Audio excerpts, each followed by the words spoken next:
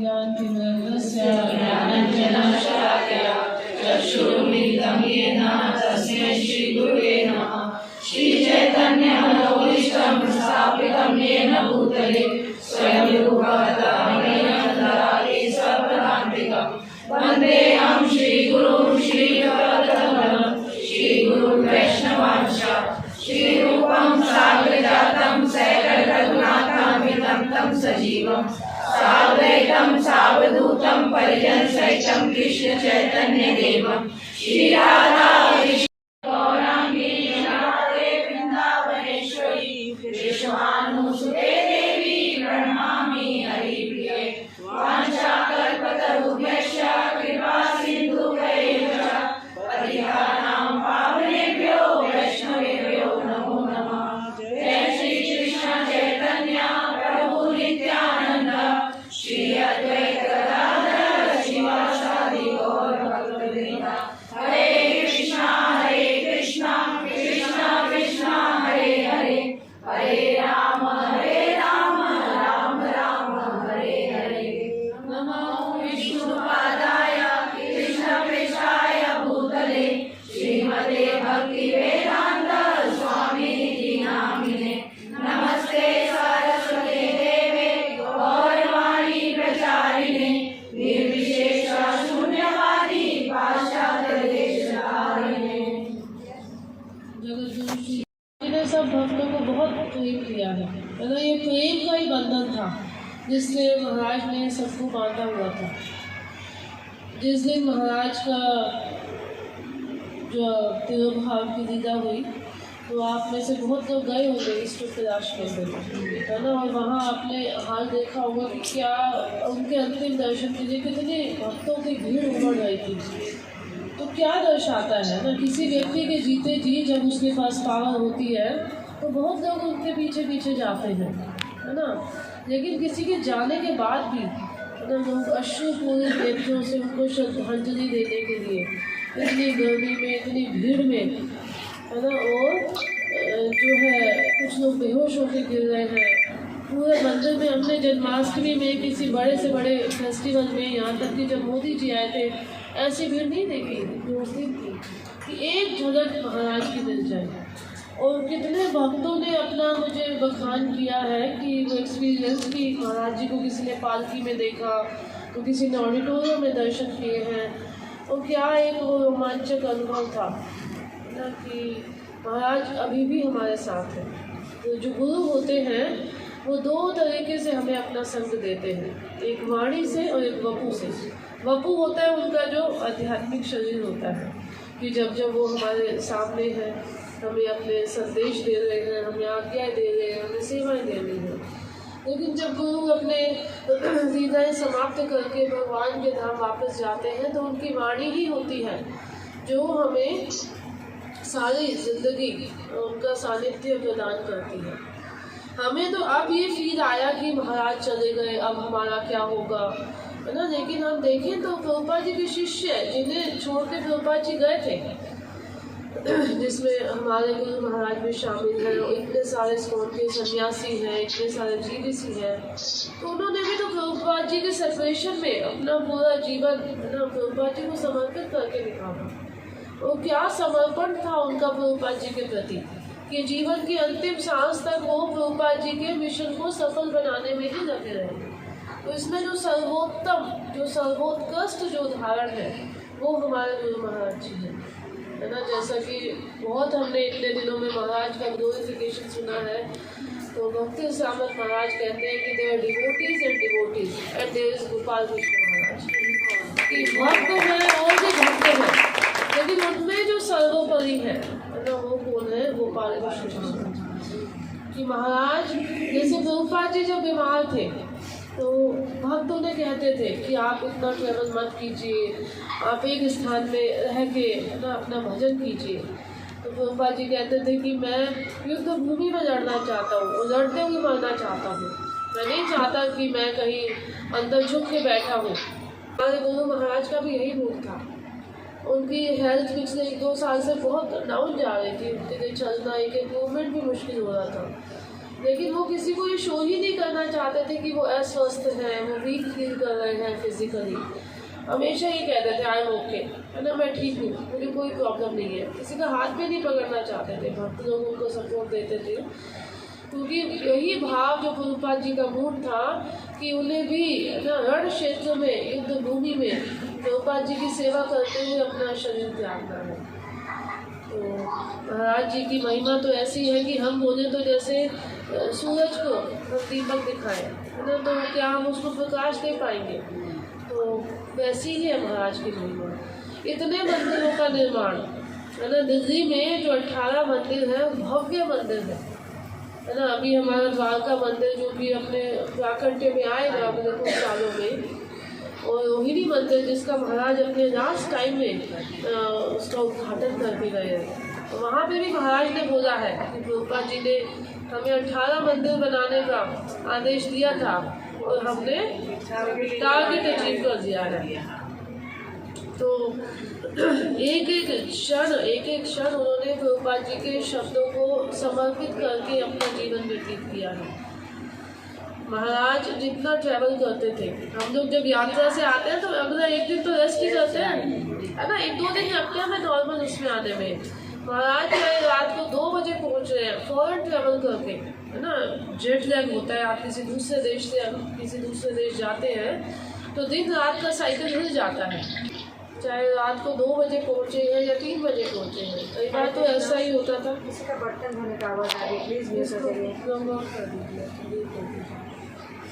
महाराज का एक ही लक्ष्य होता था कि मैं ऑल्टर में जाके मंगला आरती में भगवान की सेवा करूं, है ना। अंत समय में महाराज को दीपक घुमाने में, महाराज को चावल मोर पंख खिलाने में भी थोड़ा कष्ट होता था, लेकिन जितनी उनकी सामर्थ्य थी वो लगे हुए थे भगवान की सेवा में। महाराज के वीडियोस आ रहे हैं कि सो रहे हैं, है ना, लेकिन चेतना क्या है, कृष्ण सेवा की, है ना। वो आचमन कर रहे हैं, वो दीपक दिखा रहे हैं, चावल दिखा रहे हैं। हम लोग जब करते हैं तब सो रहे होते हैं, है ना, लेकिन वो निद्रा में भी भगवान की सेवा कर रहे हैं। तो मैं अगर अपना पर्सनल एक्सपीरियंस बताऊं तो मैं 2010 में इस कॉन के टच में आई थी। तो उस समय मैं ये JNU में ही PhD कर रही थी, कर रहा था, बहुत डिस्टर्ब थे, तो मैं जाने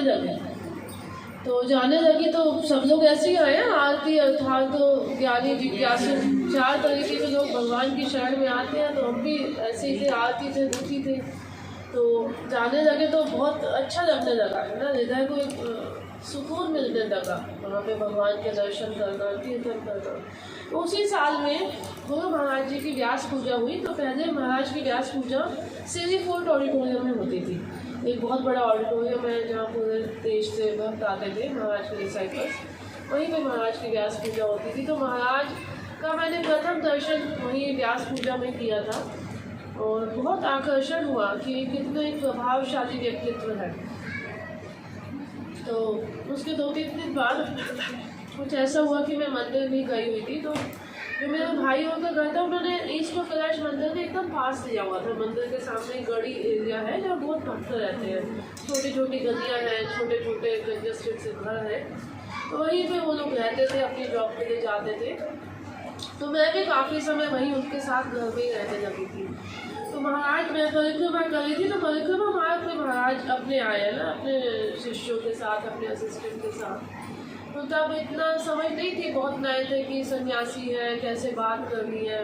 तो मैंने ऐसे डायरेक्टली महाराज जी को हरे कृष्णा बोला, मतलब प्रणाम भी नहीं करने का पता था कि उनको प्रणाम करूँ मैं, कि I have seen you that day, कि मैंने आपको उस दिन देखा था उनकी व्यास पूजा में। तो महाराज ने मुझसे बहुत कुछ पूछा, आप कहाँ रहते हो, क्या करते हो। मैंने बताया ऐसे मैं JNU में पढ़ती हूँ, क्या, उन्होंने बहुत डिटेल में मुझसे ऐसे 5-6 प्रश्न पूछे। आप माला करते हो, मंदिर आते हो। तो इतना अच्छे से, इतना प्रेम से उन्होंने बात किया कि मुझे बहुत हृदय से छू गया उनका व्यवहार। तो उसके बाद तो मैं प्रॉपर ऐसे ISKCON से जुड़ ही गई एक तरह से। मैं सब क्लासेस रेगुलर अटेंड करने लगी। तो बहुत उन दिनों महाराज से मिलना बहुत आसान था। जैसे अभी महाराज के डिसाइपल्स बहुत बढ़ गए थे, महाराज का ट्रैवल बहुत बढ़ गया था, मंदिरों की संख्या बहुत बढ़ गई थी। तब 2-3 मंदिर थे दिल्ली में, है ना। एक पंजाबी बाग था, एक पर्शियन था, है ना। बाकी मंदिर से छोटा छोटा अपना उभर रहे थे, अभी पूरा स्ट्रक्चर नहीं बना था, कोई लैंड नहीं था। तो महाराज को ईष्ट कैलाश मंदिर में जाके मिलना, या महाराज अवेलेबल रहते थे वहाँ मंदिर में, तो काफ़ी हम फ्रिक्वेंट महाराज से मिलना होता था। तो उन्हीं दिनों महाराज ने एक नई सेवा दी, साइंटिफिक टीचिंग की, कि वो चाहते थे कि उनके जो कुछ भक्त हैं जो कि साइंस के फील्ड से हैं, उनकी जो क्वालिफिकेशन, तो साइंटिस्ट लोगों को जाके टीचिंग करें। ऐसा प्रभुपाद जी ने भी अपने शिष्यों को लगाया हुआ था। तो इसमें किशोर प्रभु जी जो मेरे प्रथम शिक्षा गुरु थे, उन्होंने मुझे कहा कि आप भी ऐसी इस सेवा में हमें ज्वाइन कर सकते हैं। तो जब हम उस सेवा में जुड़े तो एक हमारा ग्रुप 5-7 भक्तों का ग्रुप बन गया था, जो कोई PhD थे, कोई वहीं में प्रोफेसर थे। तो हम सब लोगों की महाराज से बहुत फ्रिक्वेंट मीटिंग्स होती थी। जब जब महाराज दिल्ली आते थे तो हमारे से अपडेट मिल जाती थी कि आप लोगों ने क्या किया है। मुझे कुछ सेवाएं मिलती थी, ऐसे प्रेजेंटेशंस बनाने की, तो महाराज खुद देखते थे, पर्सनली उनको देखते थे। मतलब मेरा लैपटॉप भी महाराज की गोदी में ऐसे रखा होता था, उसमें बताते थे इसको ऐसे ठीक करना है। तो बहुत प्रेम से महाराज, है ना, किसी को करेक्ट भी करते थे, तो ऐसे नहीं हमने किसी की गलती देखी तो हम कैसे उसको बोलेंगे ना, कि इतना सम्मानजनक शब्दों में हम किसी की गलती तो नहीं बताते हैं। तो महाराज का करेक्ट करने का तरीका भी बहुत प्रेममयी होता था। मुझे लगता था कि ऐसी गलती हम ज़्यादा करें कि महाराज ज़्यादा हमको समझाएं। फिर उसके बाद 2011 की बात है, मैं मायापुर गई थी, मेरे भाई लोग मुझे ले गए थे परिक्रमा के लिए। तभी यहाँ पे DTU कॉलेज है, दिल्ली टेक्निकल यूनिवर्सिटी, तो वहाँ पे कॉन्फ्रेंस हो रही थी साइंस एंड स्पिरिचुअलिटी की। तो उसमें गुरु महाराज जी भी आ जाने वाले थे, और जो हमारे राष्ट्रपति थी उस समय की प्रतिभा पाटिल, तो उन्हें भी आना था। तो एक स्टेज पे महाराज भी बैठे थे, वो प्रेसिडेंट ऑफ इंडिया भी थी, तो मैं भी और भी जो हमारे ग्रुप के भक्त थे, हम लोग परिक्रमा छोड़ के बीच में ही आ गए थे कि वो सबको अटेंड करना है। तो महाराज ने हमको, जैसे महाराज का लेक्चर हो गया तो महाराज जैसे बाहर आए, तो हम सब लोग वहीं खड़े थे। तो महाराज ने हमें बोला कि यू शुड कॉन्टेक्ट पीपल, है ना, यहाँ जितने लोग हैं उनसे बातचीत करो, उनसे कॉन्टेक्ट बनाओ, क्योंकि महाराज ने हमें आज्ञा दी कि आप लोग भी ऐसी कॉन्फ्रेंस आगे करवाना। तो ऐसे महाराज के निर्देशन में हमारी सेवाएं चल रही थी। महाराज हमें गाइडेंस देते थे, हमें अलग अलग डिवोटी से कनेक्ट करते थे कि आप उन्हें भी अपनी टीम में शामिल करो। तो मैं अपने को बहुत फॉर्चुनेट समझती हूँ कि महाराज का मुझे काफ़ी क्लोज एसोसिएशन मिला उन दिनों।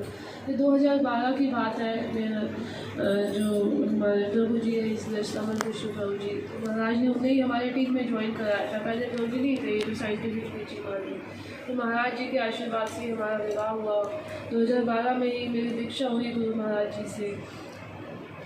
तो दीक्षा भी ऐसे ही हुई कि तब तो लगभग मुझे 2 साल भी कंप्लीट नहीं हुए थे 16 माला करते हुए। 2010 में मैं जुड़ी थी, तो 4, 8, 12 ऐसे मैं धीरे धीरे माला बढ़ा रही थी। तो 30 से 31 जनवरी 2011 से मैंने 16 राउंड करना स्टार्ट किए। तो एकादशी का दिन था, तो अमृतकांता माता जी जो प्रेम किशोर जी की वाइफ थी, तो मैंने उन्हें बताया कि आज से मैं 16 माला स्टार्ट कर रही हूँ। तो महाराज, मतलब ऐसा था कि महाराज भी वहीं टेम्पल हॉल में बैठ के भक्तों के साथ जप करते थे। जो सीताराम लक्ष्मण हनुमान जी का ऑल्टर है और राधा पार्षद का ऑल्टर है, तो बीच की जो जगह है ना, वहीं महाराज एक गद्दी लगाते थे, भक्त लोग उनके पास बैठ के जप करते थे।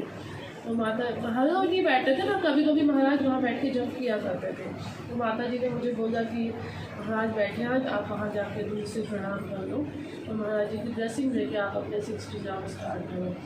तो वो भी एक सौभाग्य मिला कि मैं थोड़ी दूर पे, जैसे प्रभु जी लोग ऐसे सर्कल बना के बैठे थे, तो महाराज जी भी बैठे थे, तो मैंने प्रणाम किया और उनसे प्रॉमिस किया कि ये जो मैं शुरू कर रही हूँ, मुझे आप आशीर्वाद दीजिए कि मैं इसको कंटिन्यू कर सकूँ अपने जीवन भर। तो हाँ, तो मुझे जब दीक्षा का समय था तो 2 साल का नियम है ना, तो अभी मुझे पौने 2 साल ही हुए थे और मैं दीक्षा के लिस्ट में नहीं थी अभी उस समय तक। तो उस समय फिर हम लोग, अक्टूबर की बात है, दीक्षा होने वाली थी, सब लोग रेडी थे। तो हम लोग पुरानी दिल्ली में रथ यात्रा निकलती थी, बहुत बढ़िया, अभी भी निकलती है, और उस समय सभी लोग जाया करते थे।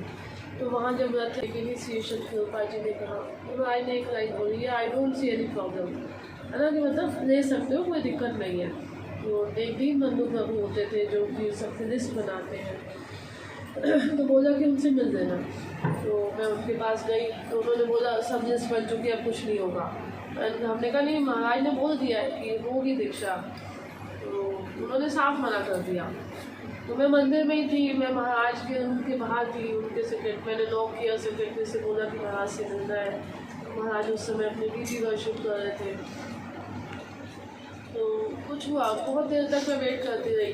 तो महाराज ने गेट पे आके बोला कि I asked you to meet Deenbandhu, कि मैंने तो तुम्हें उनसे मिलने को बोला था। मैंने कहा बट ही डिनाइड, वो नहीं मान रहे हैं। कहते okay I will talk to him, you write the exam. तो मैंने घर पे बैठ के क्वेश्चन पेपर देखा। तो फिर जब दीक्षा का दिन आया और जब मैं गई तो महाराज ने बहुत गुस्से में मुझसे बात की थी उस दिन, क्योंकि महाराज को नहीं अच्छा लगा कि मैं उनके रूम में उनसे मिलने गई, है ना। तो ऐसे थोड़ा हार्ड सा उनका फेस था कि यहाँ क्यों मिलने आए हो, उनसे मिलने जाओ, क्योंकि बहुत लोग महाराज को इस चीज़ के लिए परेशान कर रहे थे। तो महाराज के मुँह पे इतनी बड़ी सी स्माइल थी जब उन्होंने मुझे अपनी माला दी और मेरा नाम अनाउंस किया, कि पता नहीं क्या था उस मुस्कुराहट में, तो बहुत प्रसन्न मुद्रा में मुझे महाराज देखे थे उस दिन। तो महाराज जी की कृपा से दीक्षा भी मिल गई। तो अभी तक भी शिष्य तो नहीं बन पाए, जो आदर्श शिष्य की जो एक्सपेक्टेशन है महाराज की, उसमें तो मैं कहीं भी नहीं खड़ी करती हूँ, लेकिन कृपा की महाराज ने वर्षा की है। जब मेरी शादी भी होने वाली थी 2011 से 12 के बीच की बात है, तो मेरी मम्मी बहुत चिंता में थी। जैसे यंग लड़की है, मेरी एज भी 26-27 साल हो रही थी, तो बहुत टेंशन में थी। तो महाराज से एक से दो बार मिलना हुआ तो वो उनसे यही बात कहती थी कि इनकी शादी के लिए कोई लड़का बताओ। महाराज उनको बड़े तसल्ली से समझाते थे, आप चिंता मत कीजिए, हम देख रहे हैं। महाराज उस समय जो मंदिर में मैट्रिमोनियल सेवा के इंचार्ज हुआ करते थे एकदम जी, तो उनसे पर्सनली मेरा पूछा करते थे कि उनका क्या हो रहा है, are you looking somebody for her. तो वो हमें बताते थे कि महाराज मैं जब भी जाता हूँ तो मेरे बारे में पूछा करते थे। तो वो भी एक इतना टचिंग सा था कि जैसे मेरे फादर की जल्दी डेथ हो गई थी, मैं 17 ईयर्स की थी तब उनकी डेथ हो गई थी। तो जैसे पिता की एक भूमिका होती है ना, तो वैसे ही महाराज ने ना बहुत अपने मन से हमें उस समय एक हमें संबल दिया था कि आपको चिंता नहीं करनी है, हम भूल लेंगे। तो महाराज की कृपा थी कि प्रभु जी मतलब हम तो सोच भी नहीं सकते थे कि इतने बहुत बढ़िया, इतने भक्ति में भी अच्छे और पढ़ाई लिखाई में भी इतने अच्छे, तो टू मच ऑफ और एक्सपेक्टेशन, ऐसा मुझे एक वर्ड मिला। तो जो भी जीवन में मिला है भक्ति के आने के बाद में पूर्ण महाराज की कृपा है। महाराज की कृपा से सेवाओं में लगे हुए हैं, महाराज की कृपा से कभी कुछ मतलब मैं अपनी पर्सनल लाइफ बताऊँ तो मैं भक्तों से बात होती है, सबके जीवन में बहुत संघर्ष है भक्ति करने के लिए। किसी के हस्बैंड नहीं आने देते हैं, किसी की कुछ समस्याएं हैं, कुछ लोग की जॉब बहुत टफ है, कुछ लोग की फैमिली बहुत प्रॉब्लम करती है। लेकिन मुझे ऐसा मिला भक्ति की एक प्लेटर में जैसे आपको कुछ परोस दिया गया है, क्योंकि जब मैं भक्ति में आई तो मेरा भाई पहले से था 5-6 साल पहले से, तो पूरी फैमिली को पता था कि इस्कॉन क्या होता है, इस्कॉन वाले क्या होते हैं, ये क्या खाते हैं क्या नहीं खाते। तो मुझे किसी को समझाना बुझाना नहीं पड़ा कि ये प्याज लहसुन नहीं खाएंगे या चाय नहीं पिएंगे या शादी में नहीं खाएंगे। तो सब फिर इधर जब शादी हुई तो प्रभु जी तो पहले 10 सालों से भक्ति में थे, तो वहाँ भी सबको माइंड सेट थे कि इस्कॉन वाले असली होते हैं। तो मुझे कुछ फैमिली वालों से कोई संघर्ष नहीं करना पड़ा, किसी से कुछ भी नहीं। मुझे अपनी जॉब में, अपनी पढ़ाई में जब जब मुझे जैसी भी छुट्टियाँ चाहिए थी, हम लोग हर साल मायापुर जाते थे तब 10 दिन के लिए। तो जब भी जो भी मेरे बॉसेस रहे हैं, जहाँ भी हमें यात्राओं में जाना पड़ा है, तो मुझे लगता है कि ये मेरा सौभाग्य है कि मुझे भक्ति में कहीं किसी तरह का बाहरी संघर्ष नहीं मिला। जो है अपने अंदर ही, अपने मन की, अपनी बुद्धि की, है ना, यही वाला संघर्ष है, क्योंकि हमारा माइंड तो हमें प्रॉब्लम देता ही है ना। कृपा ये बहुत बड़ी महाराज की कृपा है, नहीं तो मेरा कोई ऐसा बैकग्राउंड नहीं था कि मैं भक्ति करती है ना। ऐसे मैं बहुत पढ़ाई लिखाई करने वाली, क्लास में टॉप आती थी, स्कूल टॉप करती थी, कॉलेज टॉप करती थी, तो मुझे लगता था कि मैं पढ़ाई कर लूँ तो मैं बहुत बेस्ट हूँ।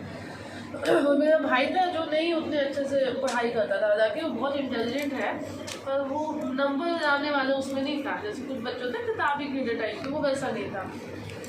तो लेकिन उसने मुझे भक्ति में जाया। तो आज के डेट तक भी हम ऐसा होता था कि यहाँ 2-3 महीने में 1 महीने में महाराज से मीटिंग हो जाती थी, कहीं बाहर मिल जाते थे या महाराज से पर्सनली मिलने जाते थे। महाराज हमेशा एक ही क्वेश्चन पूछते थे, how is your brother doing. तो उन्हें पता था कि मेरा भाई कौन है, वो मुझे भक्ति में लाया है, तो ही इज़ माई पथ प्रदर्शक गुरु।